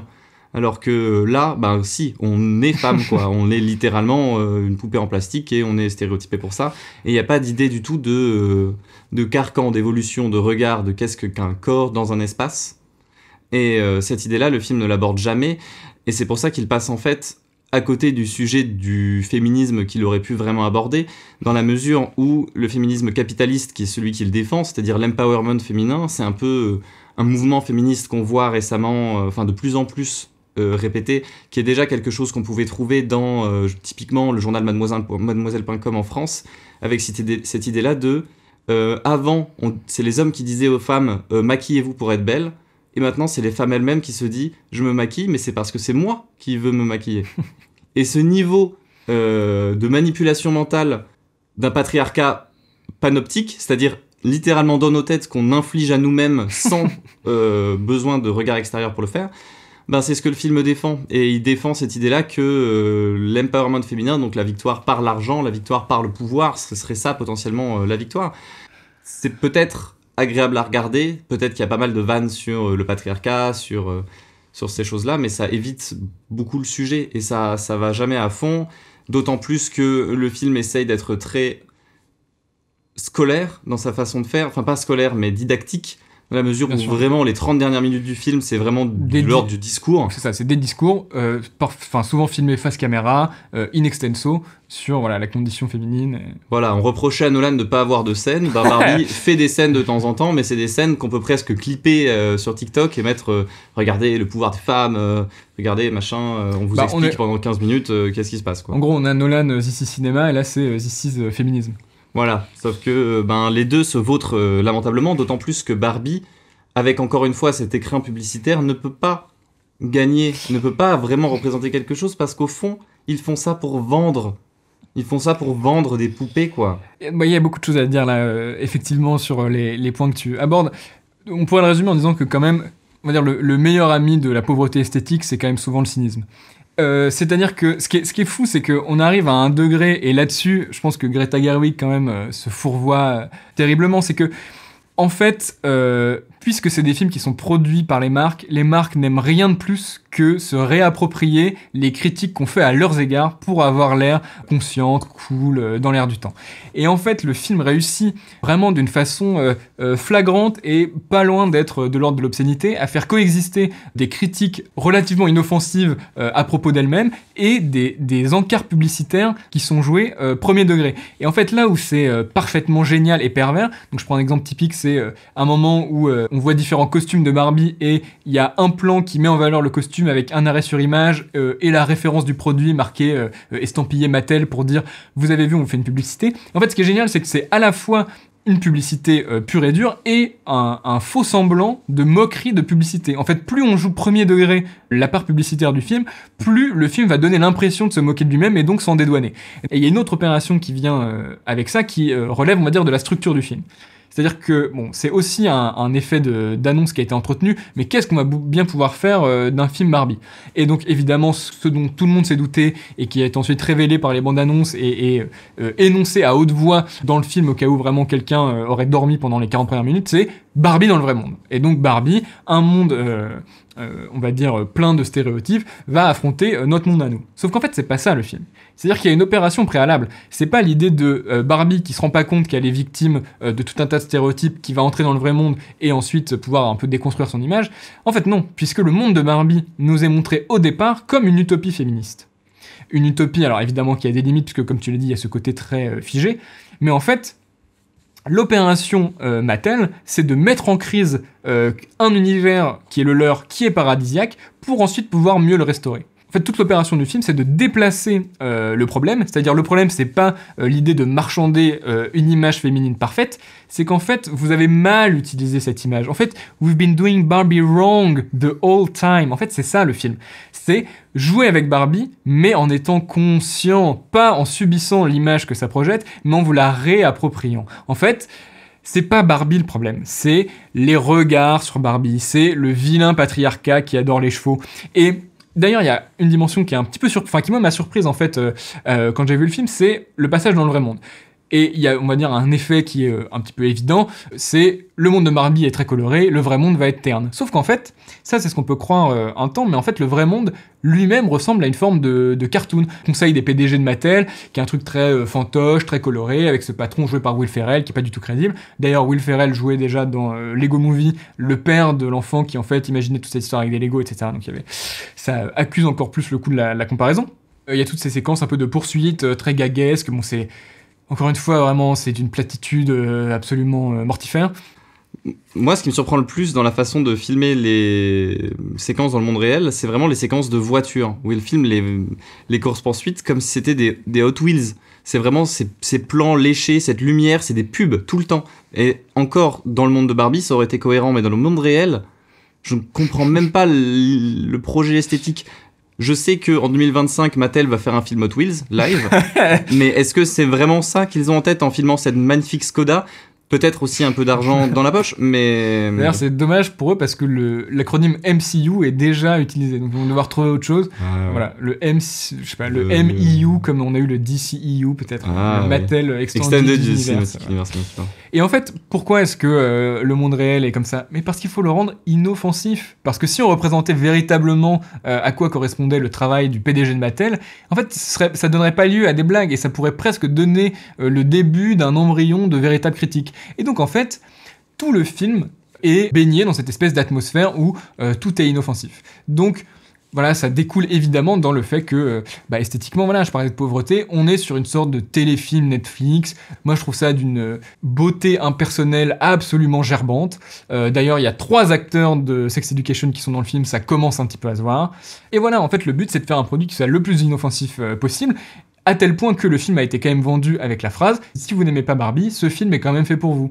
Bah voilà, en fait, l'idée c'est de se mettre tout le monde dans la poche, puisque de toute façon, l'essence du projet, et d'ailleurs le film met en scène la créatrice, enfin un personnage qui représente la créatrice des Barbie, en fait, à l'origine, c'était une bonne idée, elle a été mal utilisée, en fait, c'est pas Barbie le problème. Mais c'est comme la bombe atomique, en fait. C'est pas Oppenheimer le problème, c'est le problème, c'est l'utilisation. Et...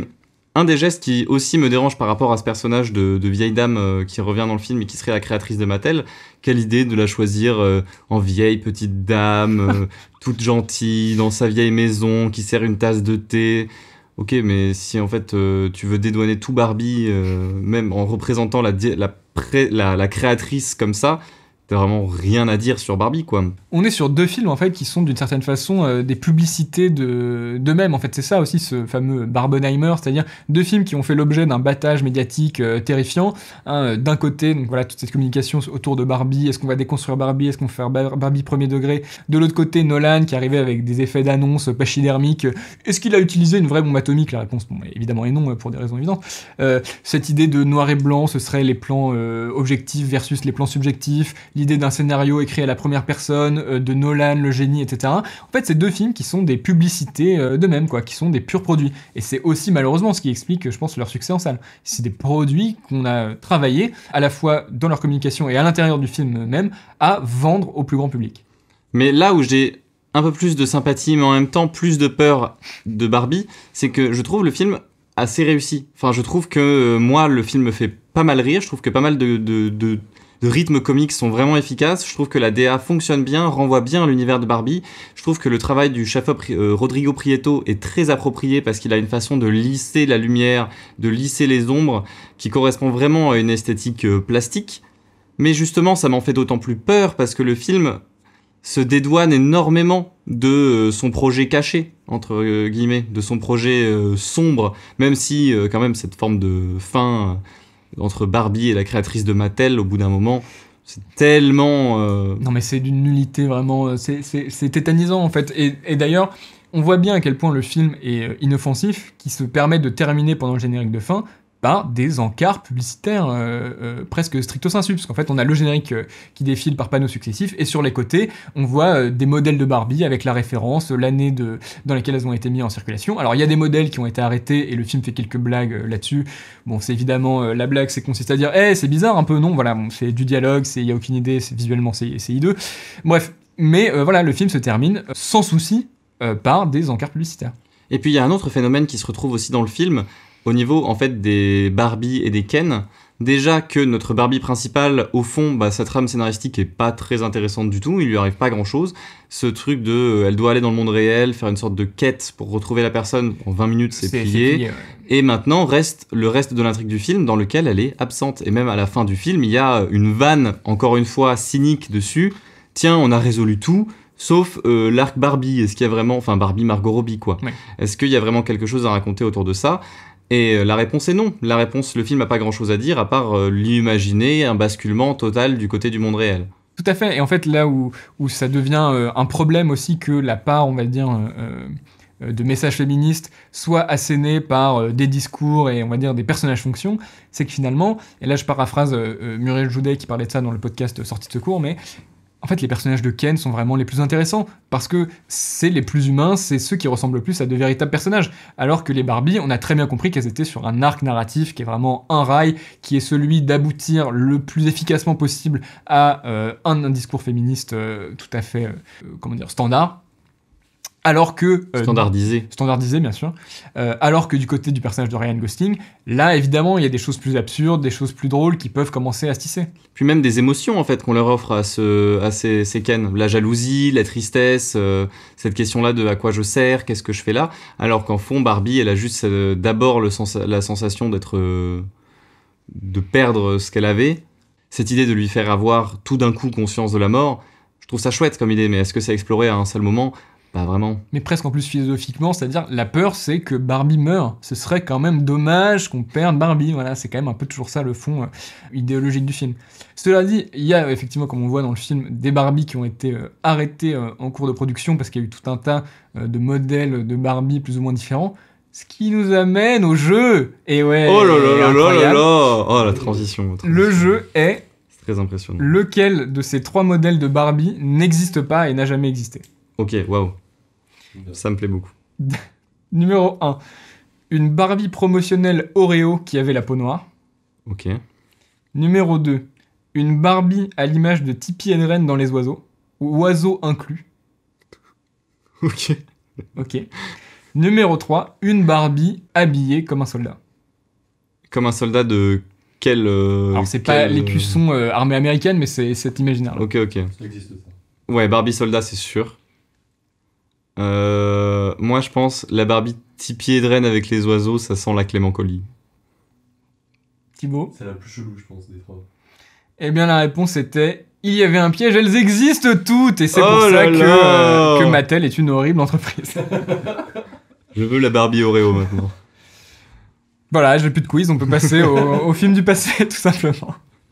Et histoire de jouer un peu le camailleux, le ton sur ton, la correspondance et l'affiliation, on va passer de Barbie à Antéchrist, film de Lars von Trier dont tu vas nous parler, Loïc. Let's make a list of things you're afraid of. Where would you feel most exposed? The woods. What scares you about the woods? Everything. Is it any woods in particular? Eden.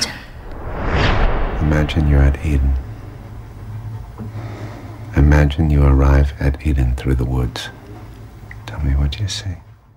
Donc Antichrist, c'est un film que Lars von Trier sort en 2006, qui est un peu la période de sa carrière où il va basculer dans sa méthode de mise en scène, où il va sortir de sa première phase qui était très empreinte du dogme, de cette idée-là d'avoir tout le temps une caméra à l'épaule, très libre, d'essayer de tout le temps être dans l'improvisation, d'être dans le réel, de filmer en décor réel avec des accessoires venus uniquement de l'endroit où on filmait, de mettre... c'est de réduire les artifices. Voilà, d'essayer de vraiment trouver le cinéma dans sa pureté. Et à partir d'Antichrist, puis Mélancolia, puis Nymphomaniac, puis The Jack Built, il va inclure dans ses films des séquences très esthétisantes, très esthétiques, très mises en scène, très symboliques. Et Antichrist commence comme ça, avec une séquence en noir et blanc sur de la musique savante, où pendant 4-5 minutes, on n'a que des plans au ralenti en noir et blanc, en montage alterné, d'un couple en train de faire l'amour, de Willem Dafoe et Charlotte Gainsbourg, et en même temps de leur enfant qui est en train de sauter par la fenêtre. Et donc, directement commencer par une sorte d'anti-Christ, à la place de mettre un enfant qui naît de l'absence de rapport sexuel, là, c'est un enfant qui meurt d'un rapport sexuel. Et même on a cette idée-là du regard de la mère à un moment qui voit, pendant qu'elle est en train de jouir, l'enfant en train de tomber.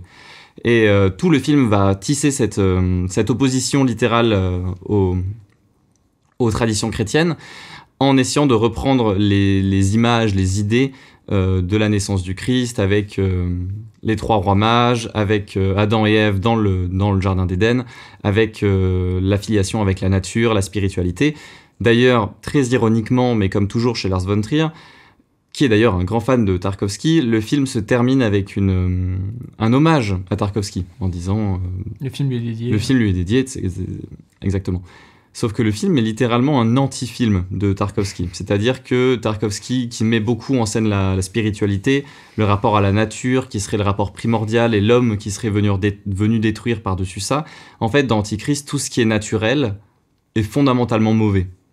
La reproduction est mauvaise, elle est lieu de danger.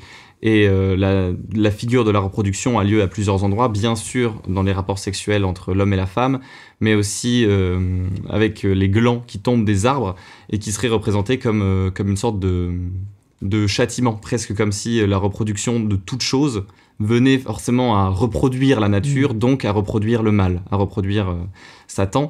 Et il tisse comme ça plusieurs liens, plusieurs directions dans le film, à essayer de trouver où est la peur fondamentale du personnage de Charles Gainsbourg, en se demandant d'abord est-ce que c'est la nature, et en fait non, c'est elle-même, parce que encore une fois, notre propre existence en fait serait lieu d'une catastrophe morale, et les femmes pouvant reproduire ad vitam aeternam les êtres humains serait fondamentalement néfaste, parce que l'idée encore une fois de la reproduction, et le film comme ça essaie de dégoupiller par d'ailleurs le prisme du film d'horreur, parce que chaque film de Lars von Trier reprend un genre spécifique. Dancer in the Dark, la comédie musicale, The House that Jack Built, le thriller, Nymphomaniac, le film porno, ici c'est le film d'horreur, et donc il essaye comme ça de dégoupiller et de mélanger le plus fortement possible, à la fois le symbolisme et toute cette sorte de théorie que von Trier apporte, mais de le mélanger énormément aux émotions. C'est-à-dire que la façon de filmer de von Trier, elle est très binaire. Soit c'est des plans très symboliques, très construits, qui sont très au ralenti, très composés presque de façon picturale, soit des séquences où les acteurs vont en fait jouer sans aucune direction de comédien. Le cadreur n'a pas de direction non plus. Et il y a un texte qui a été écrit. Von Trier les donne à ses comédiens et dit « Allez, faites une scène. Essayez, proposez-moi un truc. » Même les accessoires sont pas choisis, les positions sont pas choisies, la façon de dire les choses sont pas choisies. Le cadreur, il se dit « Bon, je vais me mettre de ce côté-là de la pièce et j'improvise. Je fais des allers-retours, etc. » C'est un peu post-dogme. Ouais, tout à fait. Et en fait, suite à une première proposition des comédiens et du cadreur, Von Trier va dire « Ok, on essaye un autre truc. » Et c'est pour ça qu'ensuite, le mélange de ces séquences-là se traduit dans le montage de Von Trier de façon très anxieuse, de façon très névrotique. Il y a quelque chose des jump cuts réguliers, du sautement d'axe, de basculer des fois violemment d'un personnage à un autre dans le cadre de façon violente, et en fait de jamais vraiment savoir où on se situe. Comment les acteurs se sentent, parce que aussi, donc il y a ces changements de direction d'acteur, de ton, qui peuvent évoluer de façon tout aussi violente qu'en fait nos émotions peuvent changer d'un instant à l'autre quand on a une discussion. Parce que l'idée de Von Trier dans Antichrist, c'est vraiment de ne prendre que ces deux personnages-là, le personnage de la femme et le personnage de l'homme, et il y a que eux, à part l'enfant, mais donc qui disparaît dès la première séquence et qui revient sous forme de bribes plus tard, dans Photo par exemple, ou ces choses comme ça. Et en fait de rendre toutes ces scènes, des scènes mais absolument de miasme névrotique, quoi, de dépression, on est tout le temps baigné dans cette sorte de sensation très néfaste. Je pense d'ailleurs que c'est vraiment le film le plus dépressif de Von Trier de très loin, mais lui-même le dit, c'était une période où il était lui-même très dépressif. Et pour moi, une clé aussi qui reste assez fondamentale pour aimer le film et vraiment passer un moment intense, c'est de comprendre que Lars von Trier ne se prend jamais absolument de façon premier degré au sérieux. C'est-à-dire que l'aspect symbolique théorique du film, c'est pas quelque chose que Von Trier pense à 100%. Enfin, je veux dire, la vie de Von Trier, c'est pas Enfin, faut pas voir Antichrist en se disant donc Von Trier déteste la nature, finito quoi. C'est vraiment juste le projet esthétique du film, le projet symbolique du film, et d'essayer de voir ce que nous, en tant que spectateurs, on ressent face à ça. Et donc ce film fait partie d'une ressortie de l'intégrale de Lars von Trier qui s'est fait dans la foulée du Festival de La Rochelle où a eu lieu une rétrospective donc, de ces films. Tout à fait. On a une rétrospective intégrale, ça c'est vraiment surprenant, même d'un documentaire obscur qu'il a fait dans les années 2000, d'une comédie de directeur que jamais personne ne voit, ou de ses 3 premiers. Mais il y a un petit absent, en fait, à la collection, mais parce que c'est pas vraiment un film de cinéma, c'est un film Médée, c'est un Médéa qu'il a fait, récupérant un scénario de Dreyer, et dans lequel il a essayé d'épouser à 100% la mise en scène de Tarkovsky. Voilà, un petit téléfilm qu'il a fait dans les années 90, qui est très impressionnant, qui ne ressemble pas du tout à ce qu'on voit maintenant chez Von Trier, mais si vous arrivez à vous le procurer, à le regarder chez vous. Mais bon, au départ, ce que je voulais recommander, c'était Antichrist. Ruez-vous pour le voir, préparez-vous-y, parce qu'il y a quand même une forme de violence et de la représentation frontale de cette forme de violence-là. Mais si vous êtes... Bien arrimé. Voilà. Est-ce que je peux proposer un petit quiz aussi ou pas? Ah bah, bien sûr. Quand t'as commencé à donc Clément, à mon tour de faire un petit quiz spécial Von Trier, toi qui es un grand connaisseur du cinéaste. Est-ce que tu saurais retrouver tous les films avec Stellan Skarsgård? Oh dis donc. Je peux à peu près citer tous les films de Von Trier. Il y en a 6. Il faisait trouver les Il y a 6 Stellan Skarsgård. Alors, Stellan Skarsgård, Mélancolia évidemment. Oui, tout à fait. Ok. Dancer in the Dark. Oui. Antichrist. Non, j'ai dit il y avait 2 comédiens. Que 2 comédiens. Si tu m'avais écouté. Ouais, attention. Il aurait pu faire le renard qui parle. Nymphomaniac. Oui. Ça, il a un rôle important. Tout à fait. Ah bah si, il doit jouer dans Dogville. Tout à fait. J'en suis à combien? 4? T'es à 5. À 5, il manque 1, ok. Ils sont plus connus. Enfin, où il joue le rôle le plus important. Oui. Est-ce qu'il joue dans Breaking the Waves? Eh oui, tout à fait. Il joue un des 2 personnages principaux. Ah, je ne connais pas le film. Bravo. Excellent. Ok Clément, bien joué. Tu veux peut-être parler de ton film à toi, Profondo Rosso, de Dario Argento? Bien sûr, et je vais enchaîner ton quiz par un quiz. Ok. Il y a 3 films d'Argento, qui sont ses 3 premiers films, avec des animaux dans le titre. Est-ce que tu pourrais me donner ces 3 titres? Alors, Le chat à 9 queues, L'oiseau au plumage de cristal, et qui est ressorti en Blu-ray d'ailleurs le dernier il y a peu de temps. Il y a l'oiseau, le chat, et forcément... un animal plus petit, je peux te dire. Thibaut, attends de tricher. J'ai vu, j'aurais jamais trouvé. J'aurais jamais trouvé. Thibaut, tu veux nous dire peut-être? 4 mouches de velours gris. 4 mouches de velours gris, exactement. Qui sont les 3 premiers films d'Argento qui forment une trilogie animalière et qui ont été un peu des films décisifs pour un genre qu'on appelle le giallo. Donc on a déjà mentionné, je crois, par le passé dans Colmat. Et donc le film dont je vais vous parler, Profondo Rosso, en français, Les frissons de l'angoisse, vous avez vu comme c'est terrifiant, s'inscrit dans ce genre.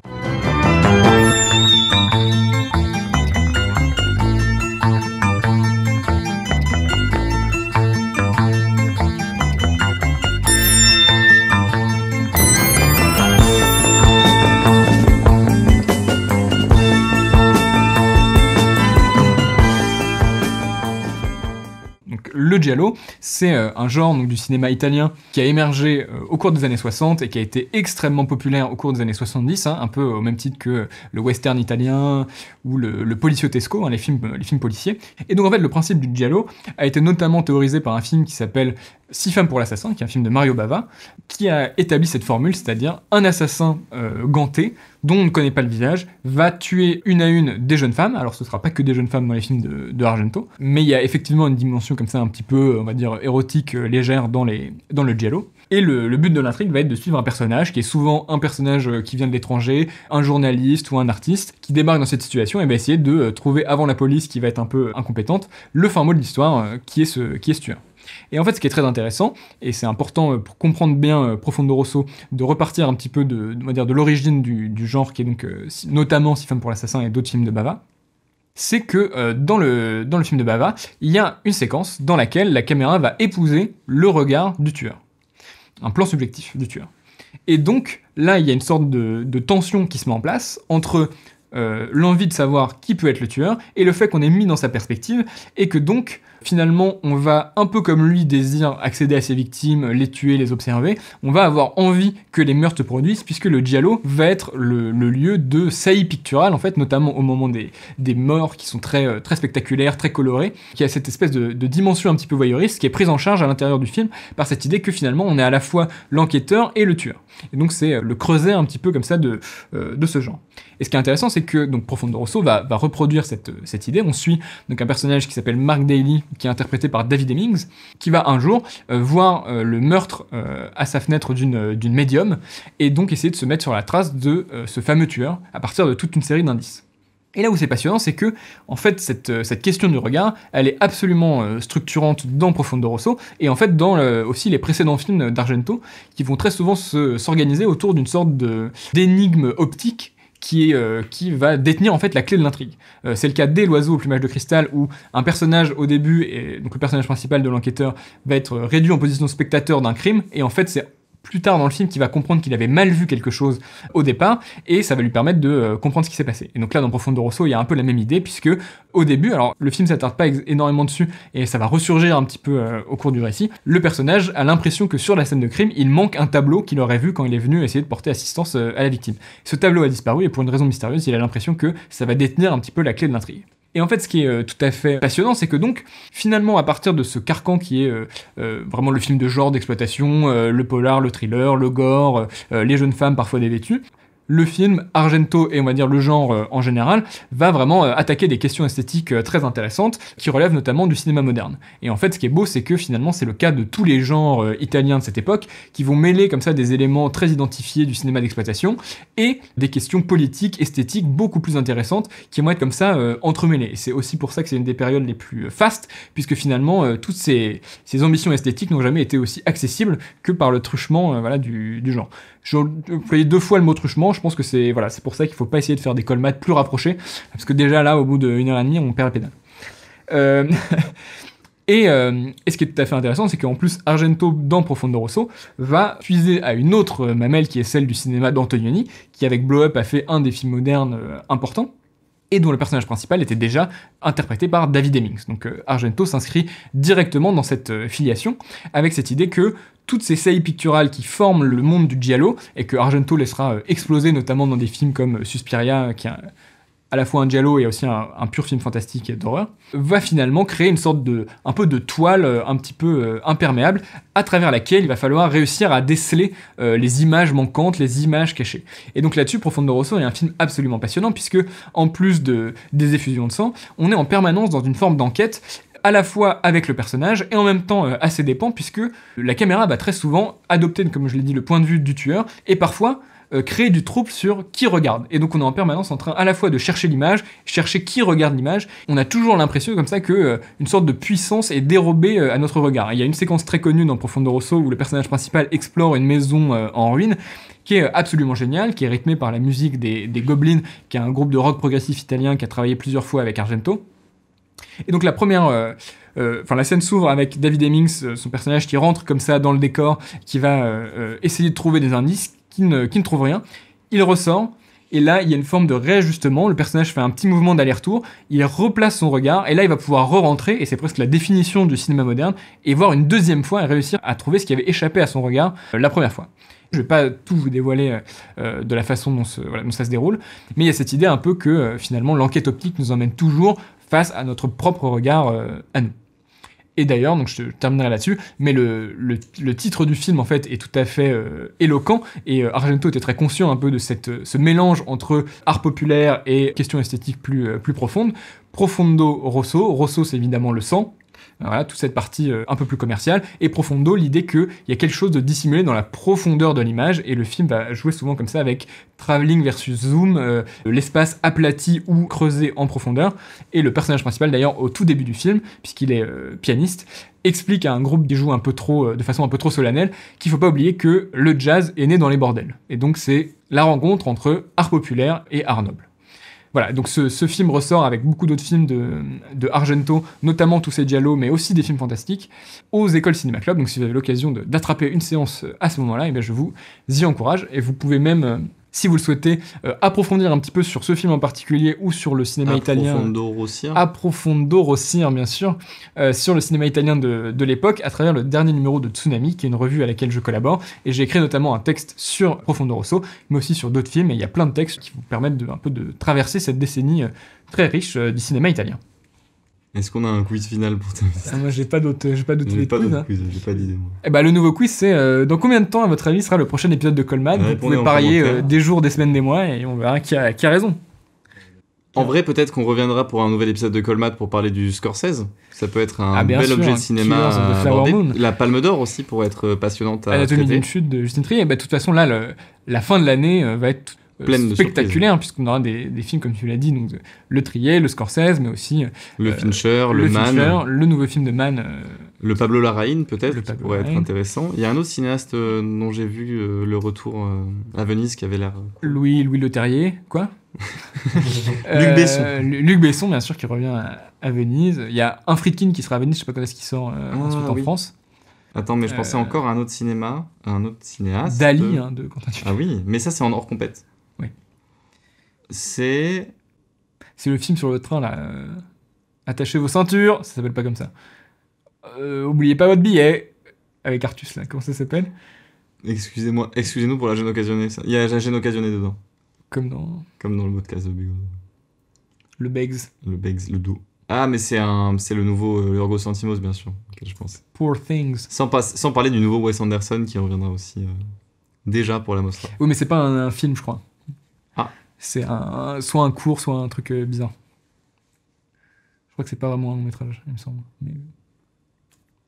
Eh bien, merci beaucoup, merci de nous avoir écoutés. Merci encore à Thibaut Noireau de nous permettre d'enregistrer ça avec un micro de qualité, contrairement à la présence de Clément Colliot. Qui dégrade beaucoup. Et... micro. dégrade le micro. En même temps, si t'arrêtais de grignoter le câble pendant que tu m'enregistres. C'est mon défaut. Mâchouilleur. Essayez d'aller voir Mission Impossible 7. Bien sûr. N'hésitez pas à vous passer des deux autres. Barbie versus Oppenheimer, la réponse était Mission Impossible 7. Depuis tout à fait. Donc on remercie Thibaut Noireau pour la prise de son et le mixage, Mathias Debar pour le générique de l'émission, et Joshua Lac pour le logo. On se retrouve bientôt, peut-être, pour le prochain épisode. Et en attendant, on se voit en salle. Ciao.